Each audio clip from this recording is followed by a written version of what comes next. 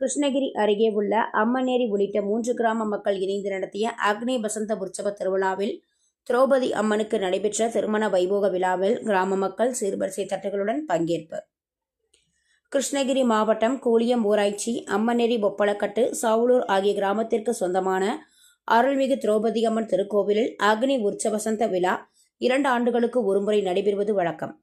கடந்த 2 ஆண்டுகளுக்கு பிறகு மீண்டும் அம்மனேரி கிராமத்தில் எழுந்தருளியுள்ள பழமை வாய்ந்த அருள்மிகு திரௌபதி அம்மன் திருக்கோவில் அக்னி வசந்த் உற்சவ திருவிழா கொடியேற்றத்துடன் துவங்கி நடைபெற்று வருகிறது.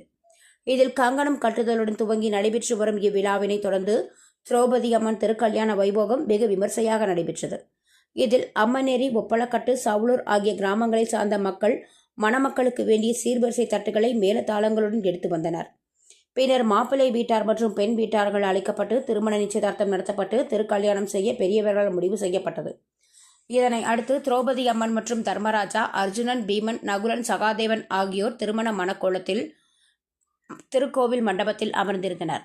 பின்னர் ஐதீக முறைப்படி வேத மந்திரங்களுடன் அக்னி சாட்சியுடன் திரௌபதி அம்மன் மற்றும் தர்மராஜா ஆகியோரின் திருக்கல்யாணம் கிராம மக்களின் அர்ச்சனைகளுடன் வெகு விமர்சையாக நடத்தப்பட்டது. இதனைத் தொடர்ந்து மணக்கோலத்தில் காட்சியளித்த திரௌபதி அம்மன் மற்றும் தர்மராஜாவை ஆயிரக்கணக்கான மக்கள் தரிசனம் செய்து வழிபட்டனர். அம்மன் திருக்கல்யாணத்தினை தொடர்ந்து மகாபாரத சொற்பொழிவுடன் மகாபாரத இதிகாச நாடகமும் நடைபெற்றது. தொடர்ந்து 18 நாட்கள் நடைபெறவுள்ள இந்த அக்னி வசந்த் உற்சவ திருவிழா நடைபெற உள்ளதாக தெரிவிக்கப்பட்டது. இந்த திருவிழாவினை அம்மனேரி ஒப்பளக்கட்டு சவுலூர் ஆகிய கிராமத்தினை சேர்ந்த ஊர் கவுண்டர்கள் மற்றும் கிராம மக்கள் சிறப்பாக செய்து வருகின்றனர்.